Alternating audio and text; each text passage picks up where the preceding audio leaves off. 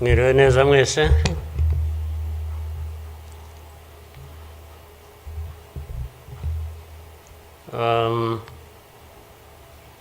Ngira ngo biroroshye wenda kugira aho mpera.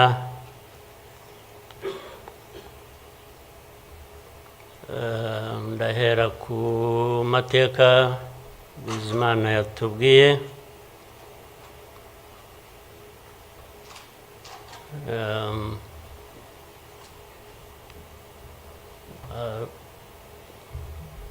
Arambuye afite ibimenyetso ashingiyeho,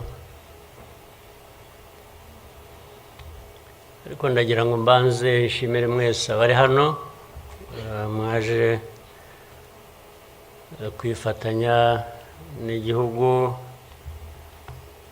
n'abanyarwanda, cyane cyane mwebwe abaturuka hanze mu bindi bihugu cyangwa abihagarariye hano mu gihugu cyacu.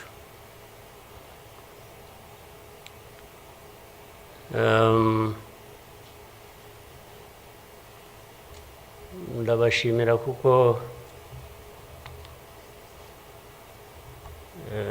kenshi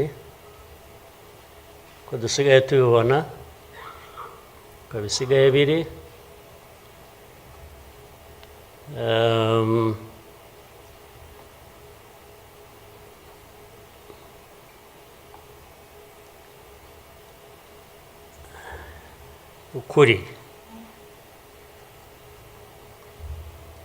ukuri ntabwo kukigenderwaho,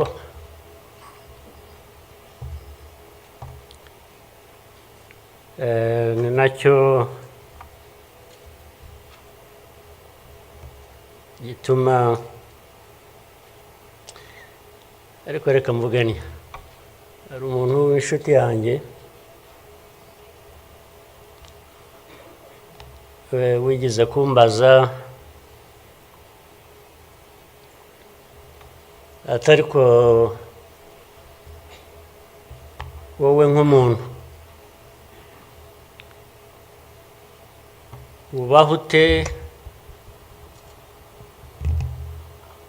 ugahuza bimwe, ndaza kubivuga mu rurimi rw'amahanga. Arambaza tubaho ute ugahuza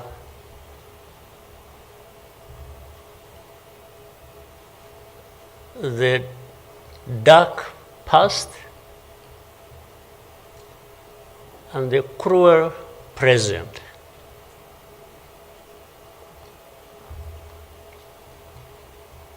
But how do you manage that?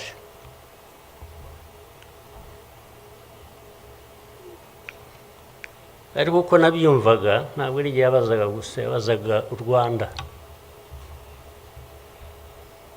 Uvuga ngo u Rwanda mubaho mute with a very dark past and a very cruel present.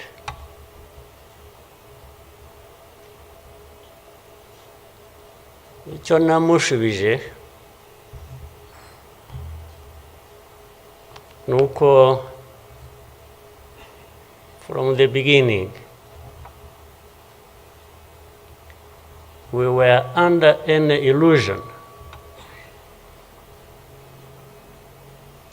that the two were siblings and we had to deal with them as such.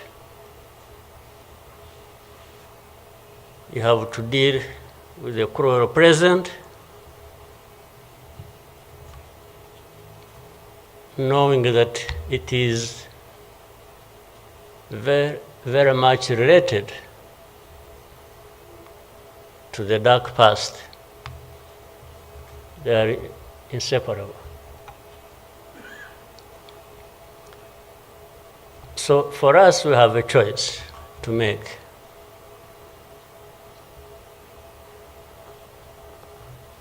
You are either crushed in between and you stop existing, or you stand up and fight.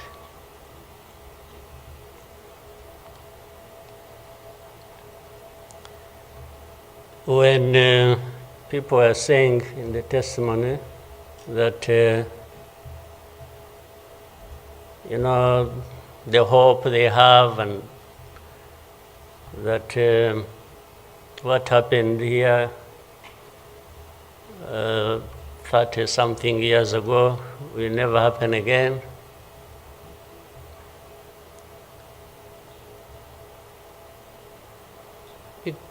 It won't be because of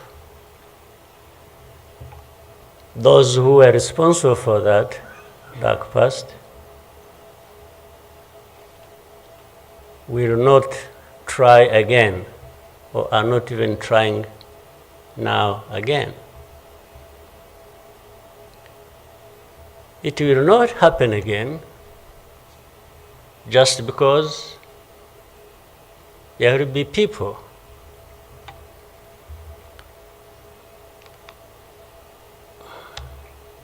who will stand up and fight.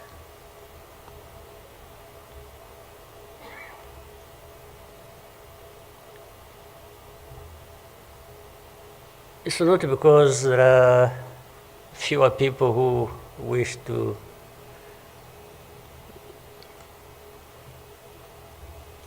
perish or who would have wished us all to disappear, this country to disappear.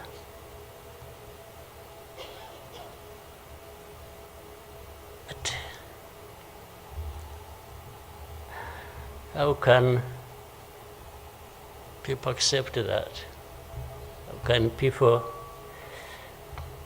not stand up and fight? Because anyway, well, there is a risk you may die when you stand up to fight. But if you don't, it's a sure thing you are going to die.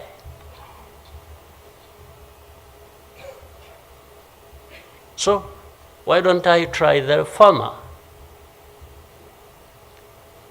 Why don't I try to stand up and fight with the chance that you might survive and live on your life as you want it, instead of giving up and you let people treat you as if for you to live, it's a favor that they are going to do for you. Why?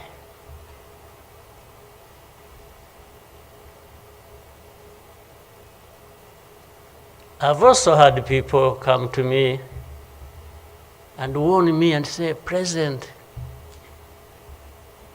you know you are too vocal, you say things that challenge these people who have the power in their hands, and they're going to kill you. Well, first of all, it means they are killers. But my answer to them is, you know what? If I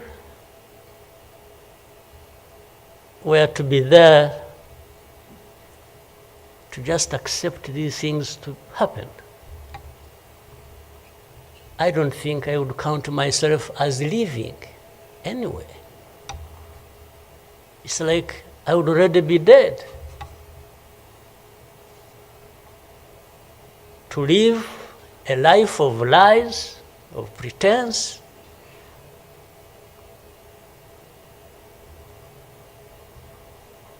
and all my life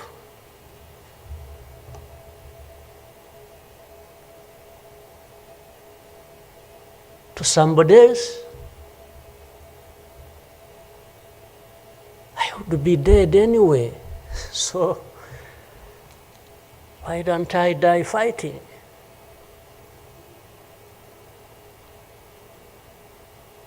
So you Rwandans, why don't you die fighting? Instead of dying anyway, just dying like flies. Why? But my message goes to other Africans who live like this on a daily basis, who are dehumanized. And they accept it and they beg. I can't beg to live. I can't beg anybody.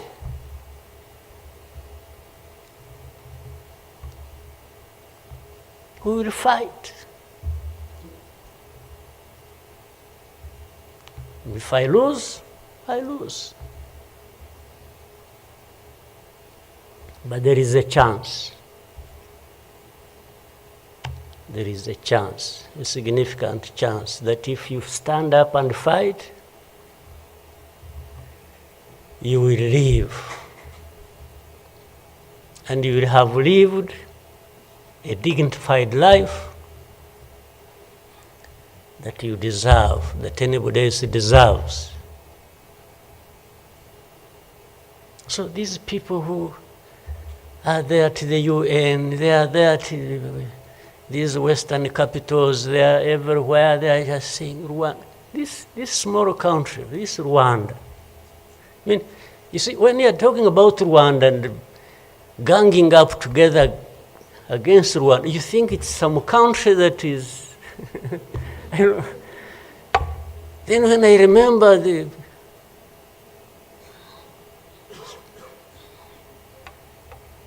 facts about it, I just imagine the world has gone amok.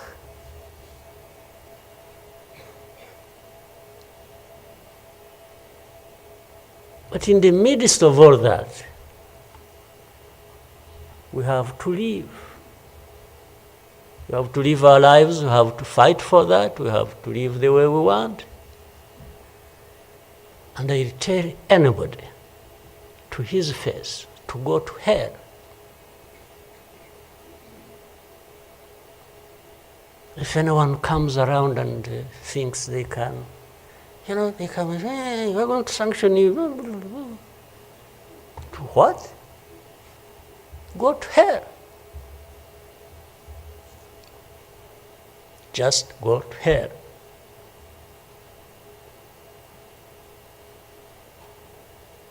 You have your own issues to deal with.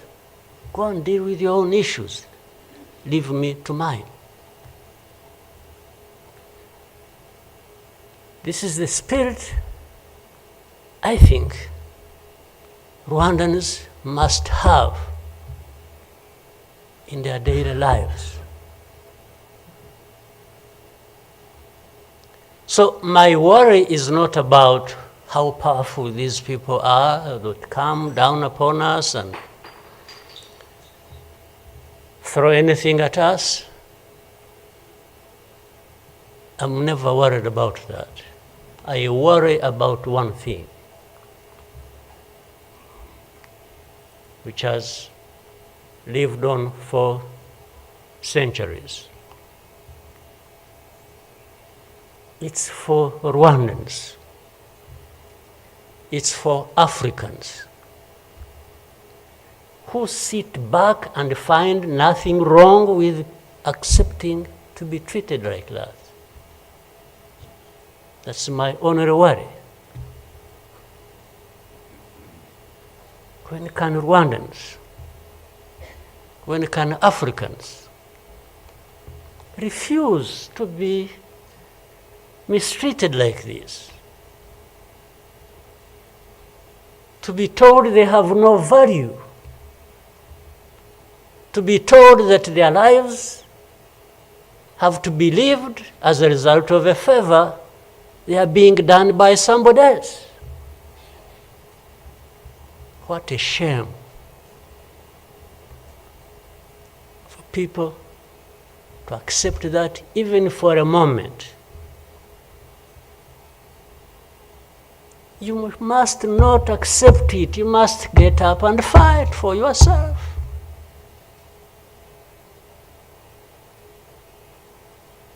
And then you have fools leading countries and being used as puppets.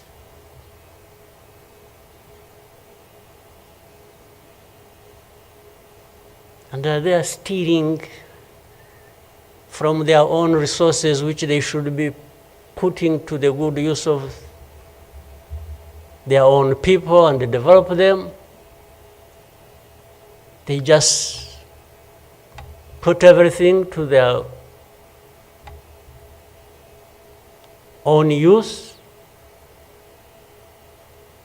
find billionaires in a sea of poverty,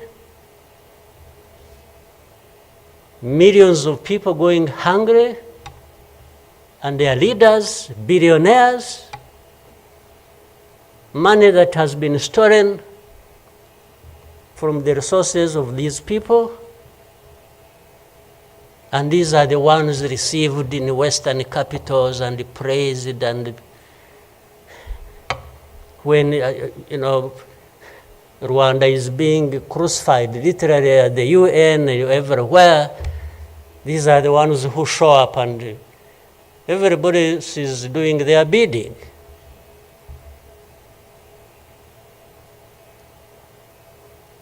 They don't talk. These ones don't even say a thing. There is somebody to say it for them.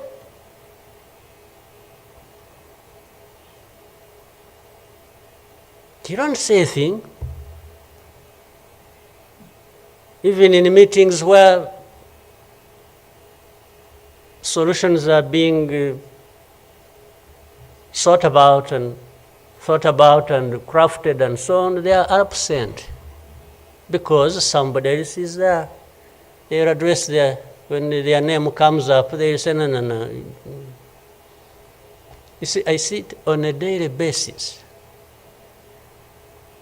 Somebody has agents, orders them, pays them to go everywhere preaching hate speech, killing people in broad daylight, setting fire on these people, burning in broad daylight. And when it comes up for discussion, they say, no, it's not this one. No. You see some other people, we look for them. But the person keeps coming up. He says, no, I will take the war to Kigali, I remove the government, these Tutsis, we are tired of them, like we were tired of them 31 years ago. Here. And it's okay. These wonderful people, these powerful people who tell us what to do and what not to do, they are okay with that. They are fine with that.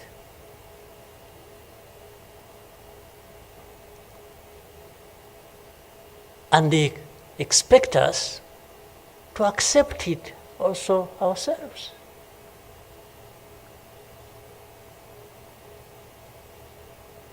In broad daylight.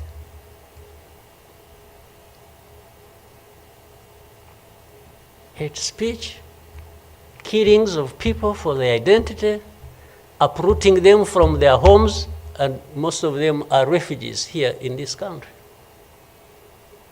We have 125,000 people as refugees who have been living in camps, uprooted from their homes in Eastern Congo.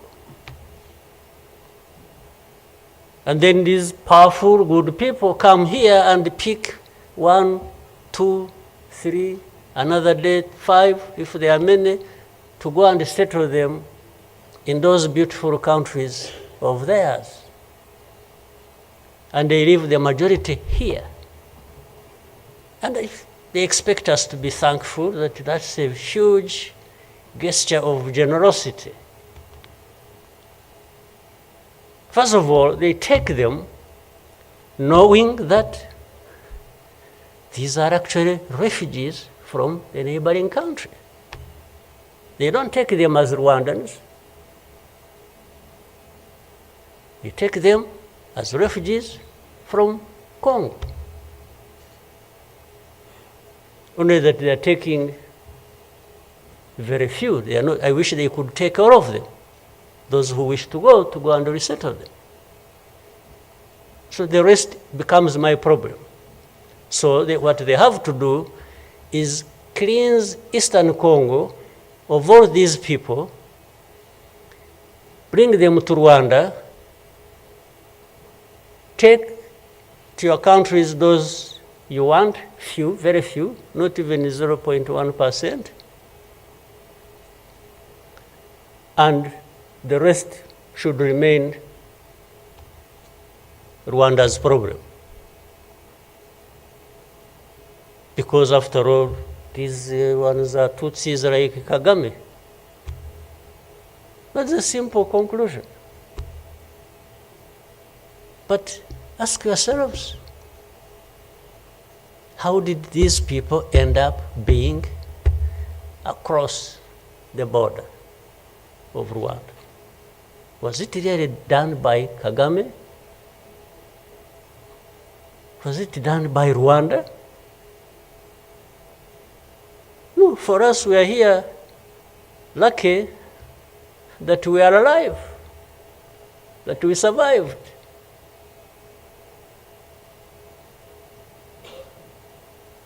So,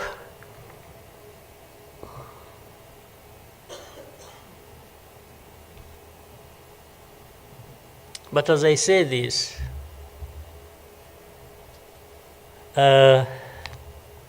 even for my sanity and the country's sanity, we have sometimes to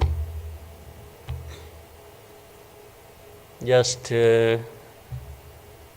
try to do things differently. Meaning, if you want to be helpful, if you want us to be partners, we are happy to play our part, and you can be sure you will find a reliable partner in us, irrespective of what we think about you.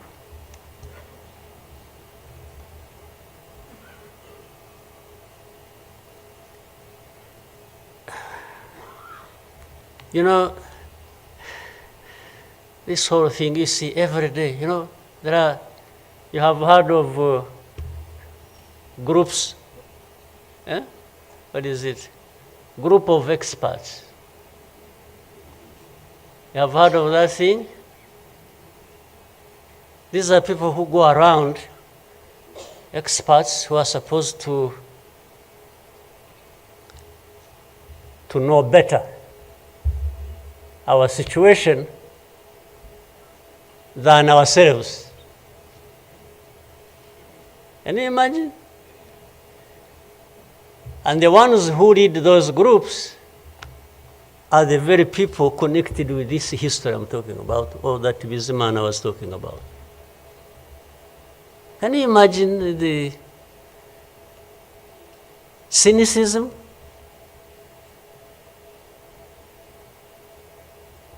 And this expert comes to me and asks me, you know, but this,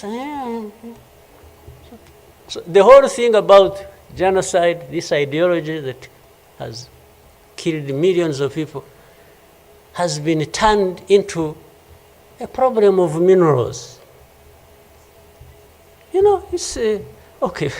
Let's imagine it's a problem of minerals now. Was it a problem of minerals in 1994? Which minerals were we fighting for here? Just imagine. Which minerals?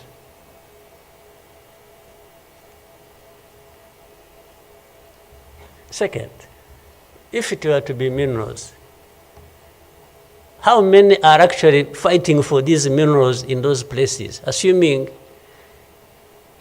you found evidence about Rwanda being implicated in what's happening in Congo for minerals in Eastern Congo. Are you really saying it is just Rwanda? Why don't you be brave enough to say Rwanda is invading our territory we have created for ourselves and is encroaching on the minerals we are also encroaching on in Eastern Congo? Why don't you be brave enough to admit that? At least to say that.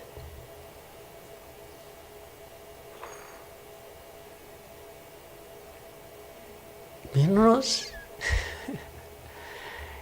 If what is the allegations, if these allegations were true, you know what? Rwanda would be as rich as you are, those who make the accusations.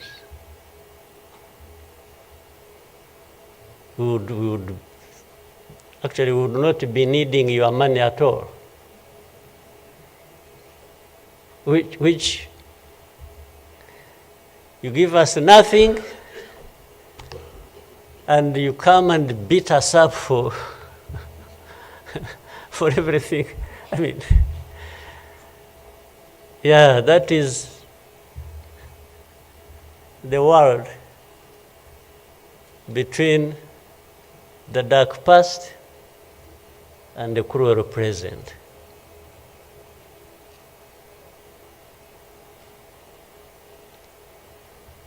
But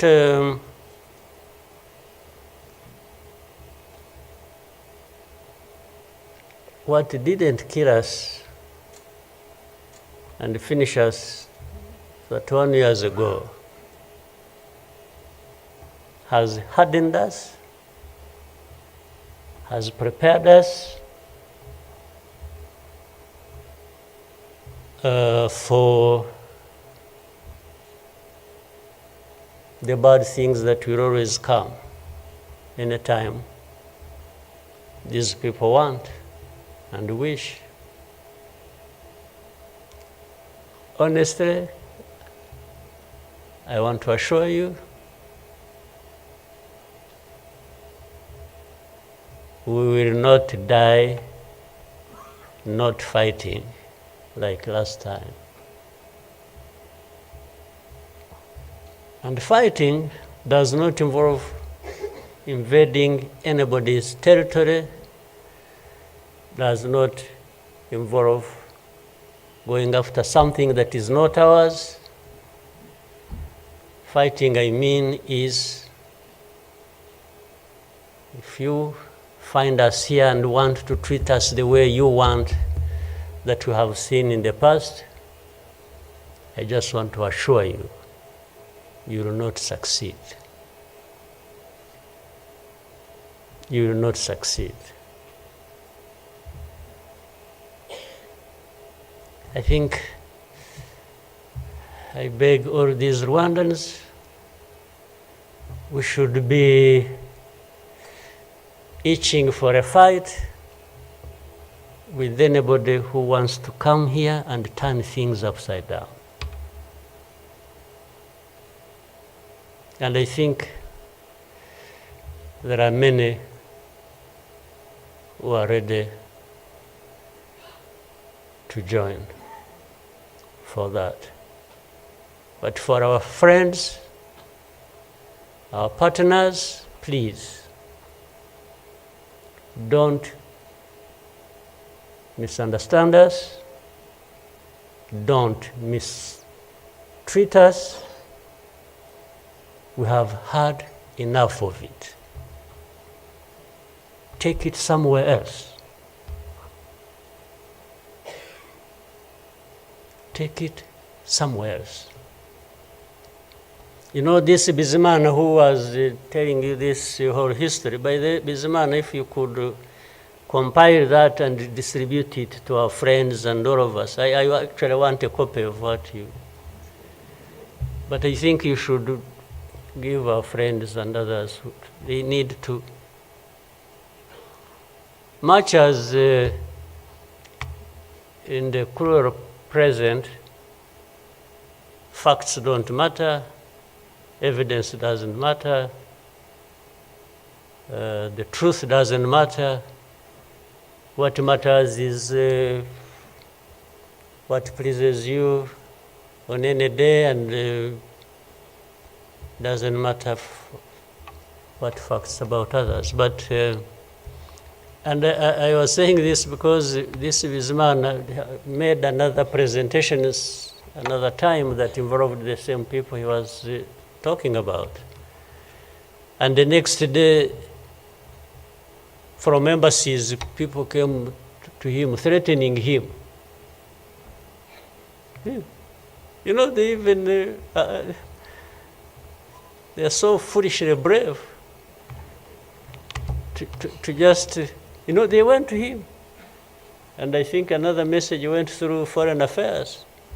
It's like this man who is saying this, and he was not saying it is not true, but he was saying no for daring to say it, even if it is the truth. Yes, they threatened him, and they even started threatening he will not get a visa to travel to some places, face to face, like that.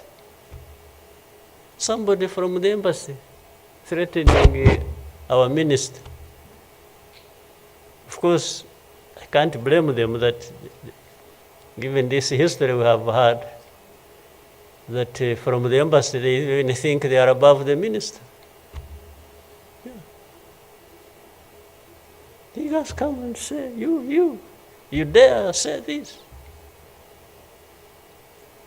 He wasn't saying, this is contrary to the truth or evidence we have.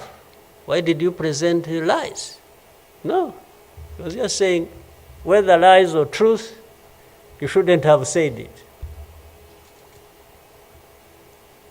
That is the cruel present we live in, but we must confront it, and we will. We shall. No question about it. I've also told people that anyway, for us, we are in a sort of not bad position, because the worst has already happened to us. I don't think anything worse will happen, ever. So those who are scared, fearful of anything, I just want to console you in some way, if you may, that actually the worst has already passed. When we lost the people during that time, the young man was giving testimony about. Do you think anything like that would ever happen again? I don't think so. So why would we be scared of anything? The worst. The hurricane came and we took cover and things, and it has passed. And we rebuilt. We rebuilt our strength of all kinds. I don't think there is any other hurricane that will come and sweep across the country, destroying everything. I don't think so. So And this day always reminds us of some of the things that I ignored and facts that remember the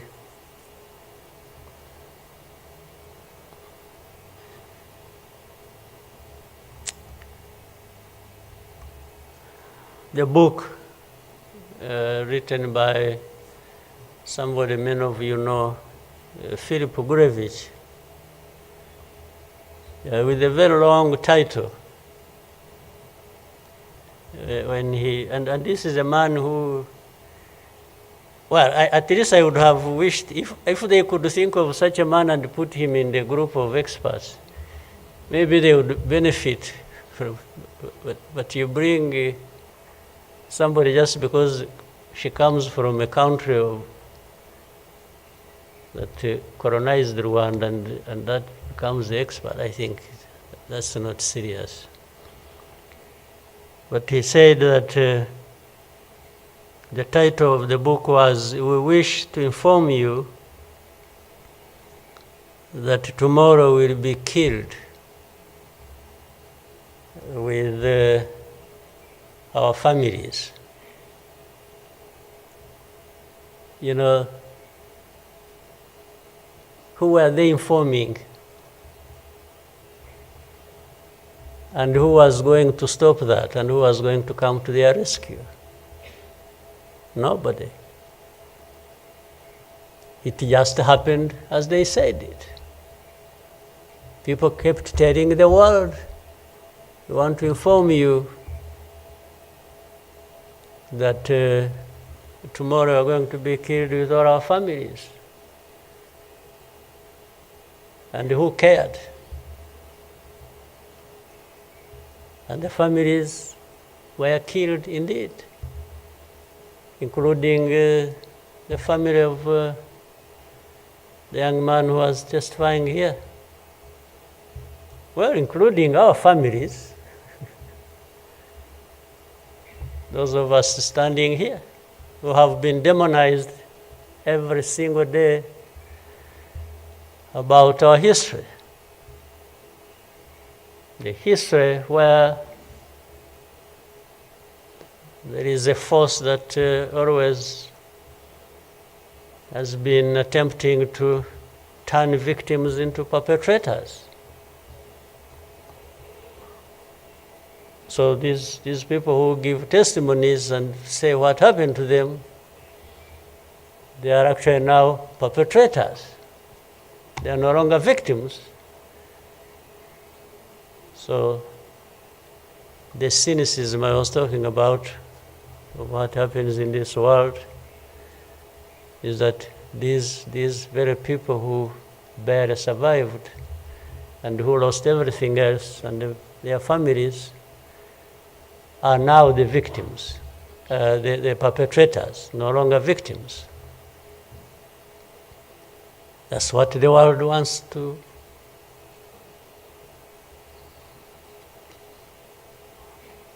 create about us. I think I should, even for, again, the sake of our sanity, maybe we'll always, during the war times, to keep my own balance, there used to be battles taking place across the country, militias killing people, RPA soldiers fighting government forces.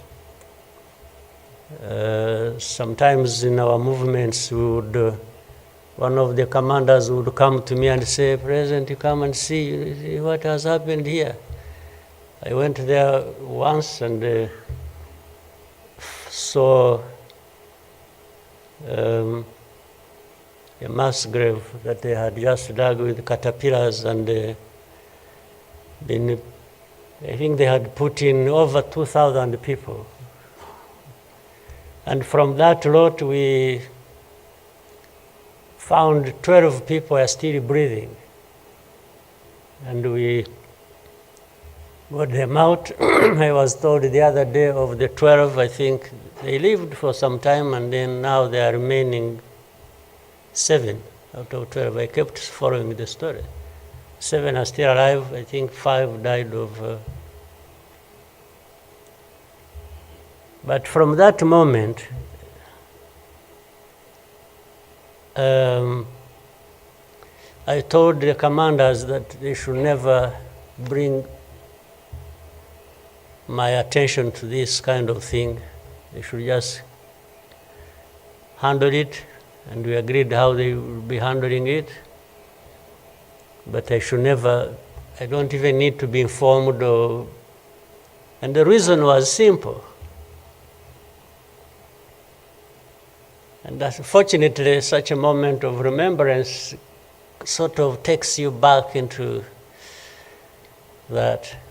But the reason was I didn't want my judgment and my conduct of the war and the leadership I was supposed to be providing to be impaired in any way by the anger, by what you saw. So that's why I wanted to keep my own balance so that we go through so many things. But otherwise, if I kept seeing this, putting people out of a mass grave, and then your mind goes to say, but who is this doing? Whoever is doing this, why is he doing it? He may end up... so anyway, let me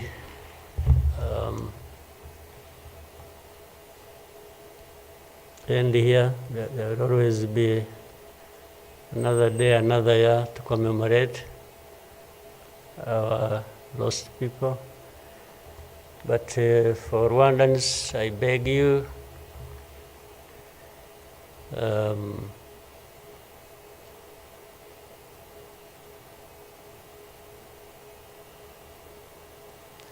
don't you owe your life to anybody else.